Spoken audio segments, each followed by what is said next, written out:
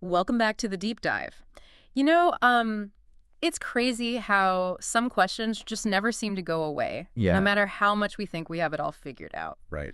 So today we are diving into one of those questions. Right. Why are women attracted to bad boys? Oh, that's a good one. It is a really good one. Yeah. So to get to the bottom of this, Okay. we've got a whole stack of research here. Wow. Articles from psychologists, sociologists. Uh-huh. We've even got some evolutionary biology thrown in. Okay. And well, it turns out that things are way more complex than just that stereotype of Right. women only wanting the bad boy. Absolutely. I mean, that whole idea that all women are, universally attracted to men with negative traits, that's a really big oversimplification. And to be honest, I don't think it's very accurate. It's not, I mean, I get that some women might find themselves drawn to a guy who's got that Yeah. air of danger and mystery, but that doesn't mean they're looking to be mistreated.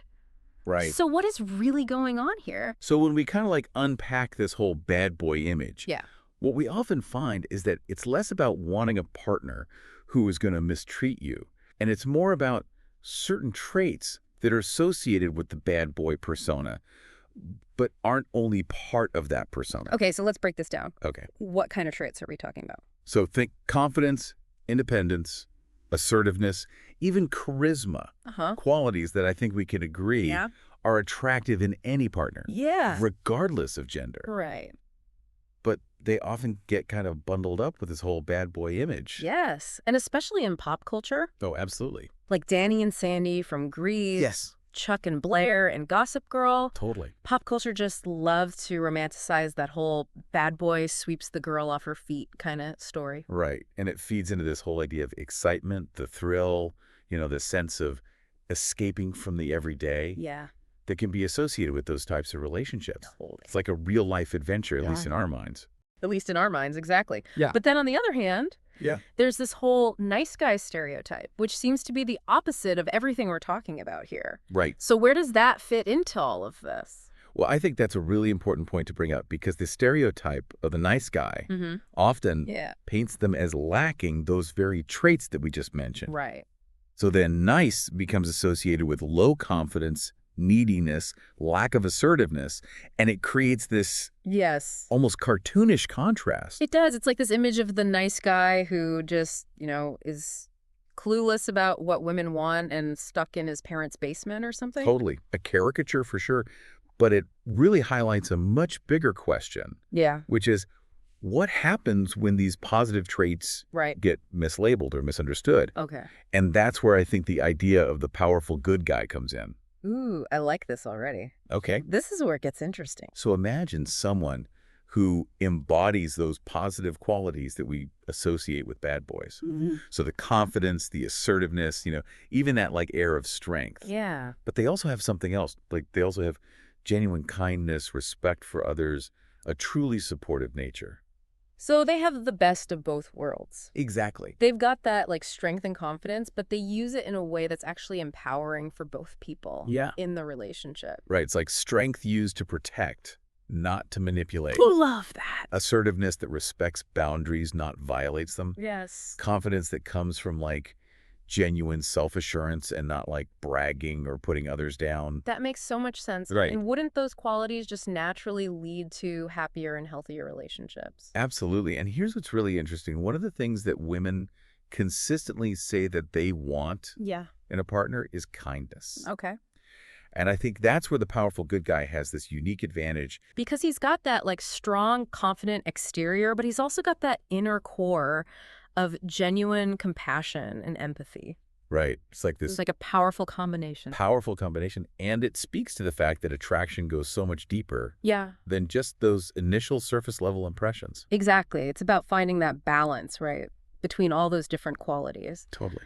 And it makes me wonder, what about the role our own like internal wiring plays in all of this? Like, are we just attracted to whoever we are attracted to, or is there something more to it? Well, we can't really talk about attraction without considering the role of biology and evolution. Okay. I mean, for example, there's this whole field of study within evolutionary psychology that looks at how our mating preferences might be influenced by our biology. Wait, are you saying there might be a biological reason why some women are drawn to those more bad boy qualities? It's not quite that simple, Yes. but there's some research that suggests women, particularly during like the most fertile phase of their cycle, Uh, might be subconsciously drawn to men with certain masculine features. okay, now that is interesting. So why would that be? What does evolution have to do with who we find attractive? Well, from an evolutionary perspective, certain masculine features might be associated with, you know, good health, strong genes, which subconsciously could signal a good potential mate. Wow. For having children, it's about survival, passing on those strong genes to the next generation. So it's not like women are consciously thinking, I need to find a guy with good genes. Right. It's not a conscious decision. It's much deeper than that. It's happening on an instinctual level. It is. It's important to remember that these are subconscious evolutionary pulls, not conscious decisions that we're making. That makes me think of that theory about the one that links a woman's attraction to bad boys with her relationship with her father. Oh, yeah. Like if she had a difficult relationship with her dad, she might be more likely to seek out partners that resemble him in some way. The classic daddy issues theory. Yes, exactly. Right. But while it's true that, our early relationships, especially with our parents, can shape our attachment styles and our relationship patterns, Yeah. I think it's important to remember that it's not the whole story. Yeah. There are other factors at play. Right. And everyone's experiences are so unique. Exactly. Like one of the articles that we looked at mentioned a woman who broke up with a nice guy when she was younger, only to find herself drawn back to him years later after a series of bad boy relationships. Wow, yeah, that's a great example of how our preferences and priorities can really shift and evolve over time. It's not a simple, straightforward path. It's not. It's very messy. It's messy, exactly. Yes. Okay, so we've talked about biology, we've talked about childhood experiences, but it seems like there's another piece of the puzzle here that's really important. Self-esteem. Absolutely. I mean, Yeah. self-esteem plays a huge role in who we are attracted to and the treatment that we accept in relationships. It's almost like that saying, we accept the love we think we deserve. Like if we don't value ourselves, we might be more likely to end up with partners who don't value us either. Exactly. And that's where I think bad boys can really take advantage, preying on those insecurities or that need for validation. Yeah. Whereas women with a strong sense of self-worth are much less likely to fall for those tactics. So building self-esteem is actually a crucial step Yes. in breaking free from that cycle of being attracted to the wrong kind of guys.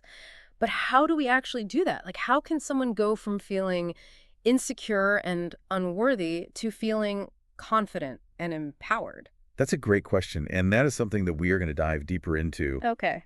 in the next part of our deep dive. Okay, awesome. Stay tuned. Because there are definitely some strategies and tools that can help you to build that inner strength and sense of self-worth. Awesome. Looking forward to that. Yeah, me too. Okay, so before we jump into all of that, I want to touch on something else that came up in the research. Okay.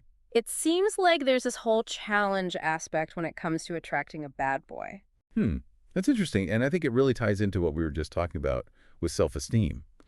For some people, the idea of attracting someone who's seen as like unattainable or difficult, it can be a way of almost proving their own worth or attractiveness.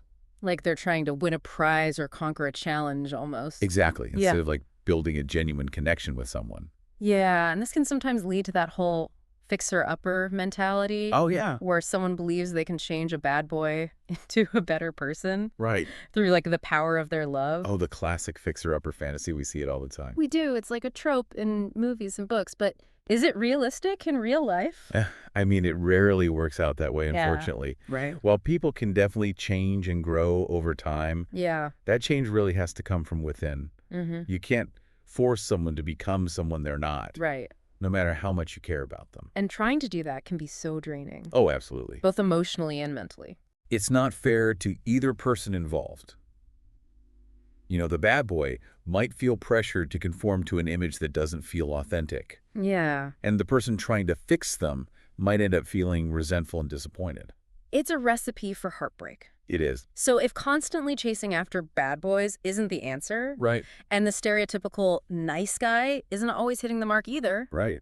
where does that leave us? It feels like we're stuck between a rock and a hard place. That's where this idea of the powerful good guy, I think, really comes in. Okay. He represents this balance between those two extremes. Okay. He embodies those desirable qualities Yeah. of confidence, strength, independence, Uh-huh.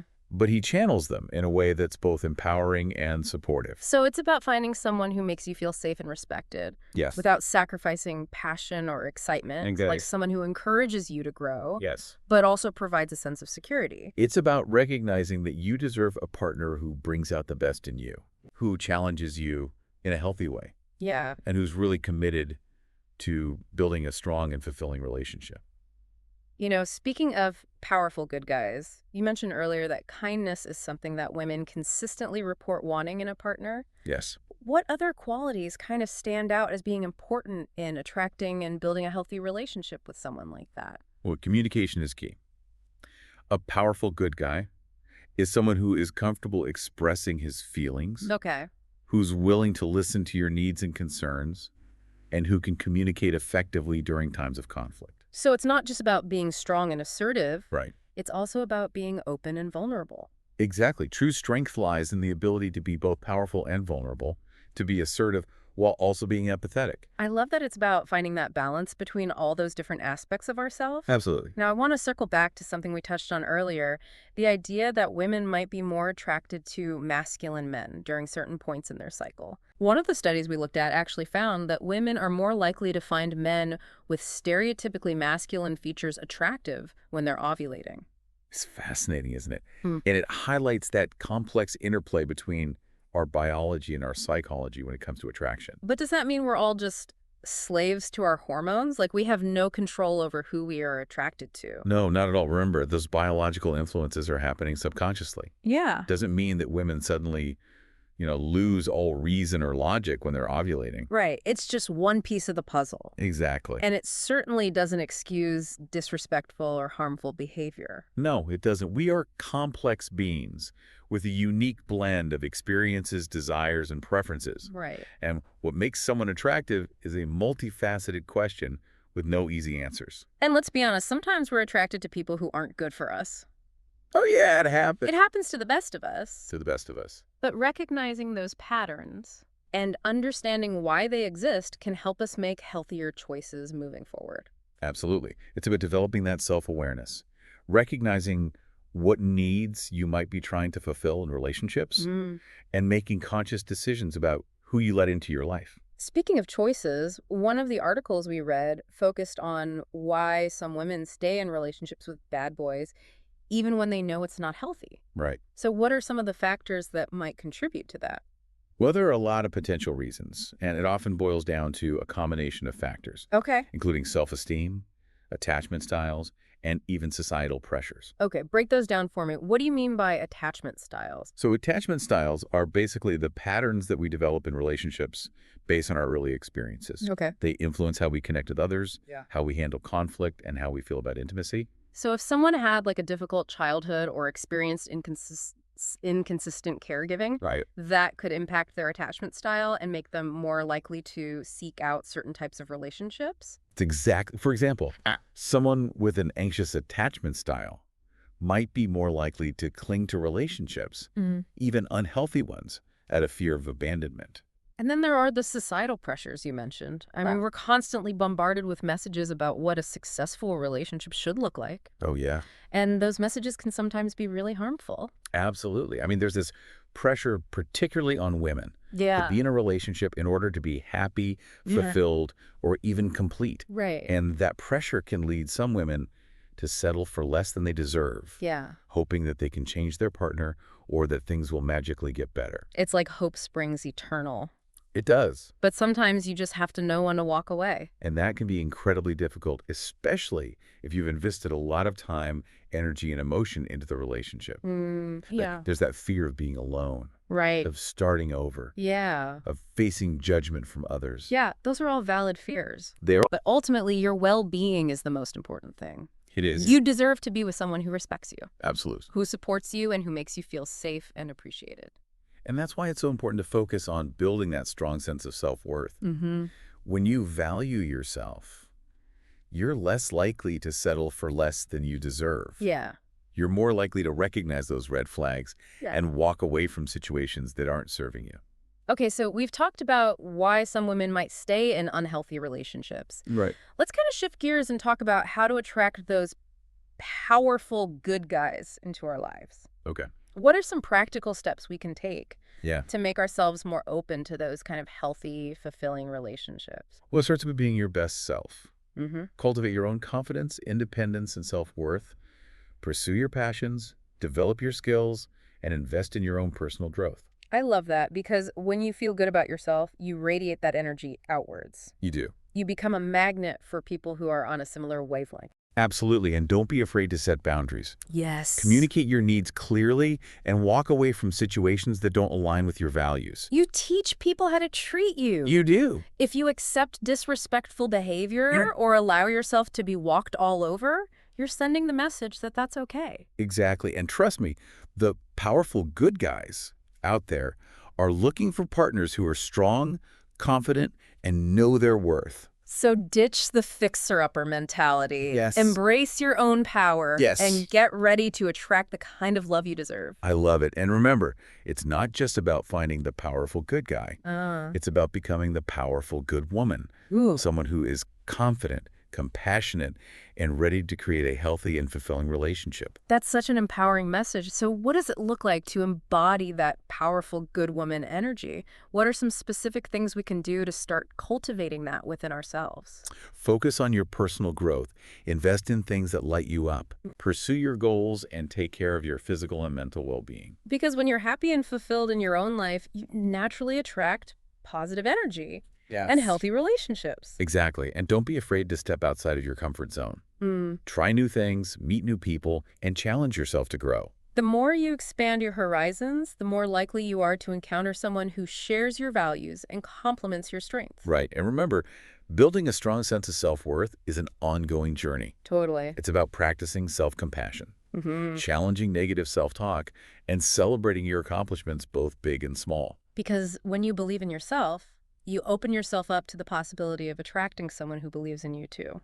Absolutely. And that's the foundation of a truly powerful and fulfilling relationship. Now, before we wrap things up, I want to address one more point that came up in our research.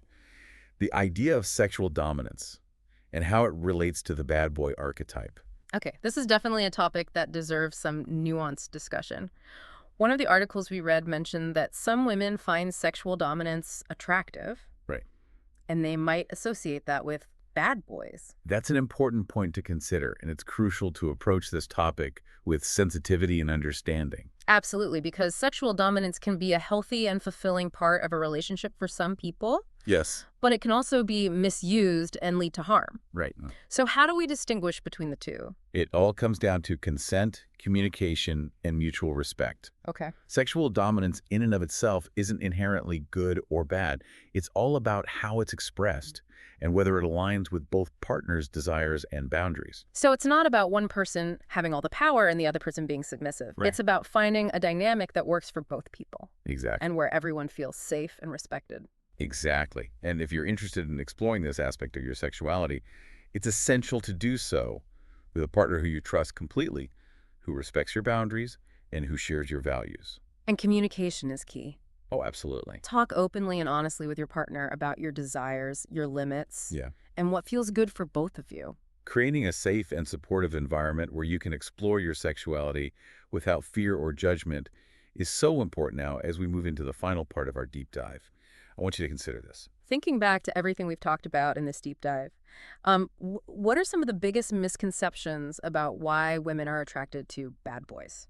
You know, one of the biggest ones is that it's all about wanting to be mistreated, or that women are just, inherently drawn to men who will hurt them. Right. But in reality, it's so much more nuanced than that. Yeah. As we discussed earlier, it often comes down to those specific traits that are frequently associated with that persona but aren't exclusive to it. Right. Those traits like confidence, independence, and assertiveness, those can be appealing in any partner. Absolutely. It's just that pop culture often packages them up with this whole image, It does. which can be misleading. It really does. And another big misconception, I think, is that all women are attracted to bad boys, Right. which simply isn't true. Everyone has their own unique preferences. Yeah. And those preferences can evolve and change over time. And it seems like self-awareness plays a huge role in all of this. Oh, absolutely. Understanding your own needs, Yeah. your own patterns, and what you are truly looking for in a partner. It's about recognizing what might be driving those attractions. Yeah. Is it a need for excitement, a challenge, Right. maybe even a subconscious desire to heal some old wounds. Wow. And once you understand those underlying motivations, then you can start making more conscious choices about who you let into your life. So it's not about judging yourself for being attracted to someone. It's about taking a step back and asking yourself, what is it about this person that I find so compelling? And does that align with what I truly want in a healthy, fulfilling relationship? That's such a good point. And remember, we all make mistakes. We do. We all have those moments where we're attracted to people who aren't good for us. Yeah. It's part of being human. It is. But the key is to learn from those experiences and use that knowledge to grow. Yeah. And to recognize your own worth Absolutely. and refuse to settle for anything less than you deserve. I love that. So after all this talk about bad boys, nice guys, and powerful good guys, Right. what's the main takeaway you want our listener to walk away with today? It's about looking beyond those labels and focusing on the qualities that truly matter in a relationship. Respect, kindness, shared values, Yeah. and a genuine connection. And recognizing that attraction is just the spark. It is. Building a lasting and fulfilling relationship takes effort, communication, Yes. and a willingness to grow together. Absolutely. And understanding that you deserve to be with someone who treats you as an equal, Mm-hmm. who supports your dreams, and who makes you feel safe and appreciated. And if you find yourself drawn to someone who exhibits those bad boy traits, Yeah. take a moment to reflect on what's driving that attraction. Ask yourself those tough questions. Yeah. Are you seeking excitement validation, Right? or are you looking for something deeper, more meaningful? Yeah, and remember, you are worthy of love and respect regardless of your past experiences or relationship patterns. Absolutely. Don't settle for anything less than a partner who makes you feel cherished, empowered, and truly seen. So well said. The powerful good guy is out there, He is. but he is not going to magically appear at your doorstep. No, he's not. You have to be willing to put yourself out there to set boundaries and to choose partners who align with your values. And who knows, you might just discover that the powerful good guy has been right under your nose all along. Ooh, I like that. Right. He might be that friend who's always been there for you, the colleague who respects your opinions, or even someone you haven't met yet who's also working on becoming their best self. That's such a hopeful and encouraging thought. It is. So to wrap up this deep dive, what's one final piece of advice you'd like to leave our listener with? Keep exploring, keep learning, and keep choosing love. The kind of love that empowers you, that inspires you, and makes you feel truly alive. The kind of love that celebrates both your strengths and your vulnerabilities, that challenges you to grow, while also providing a safe and supportive space to be your authentic self. That's the kind of love that's worth waiting for. Beautifully said. And to our listener, thank you so much for joining us on this deep dive into the complex world of attraction and relationships. Remember, you have the power to create the love life you desire. It starts with believing in yourself and knowing that you deserve the very best.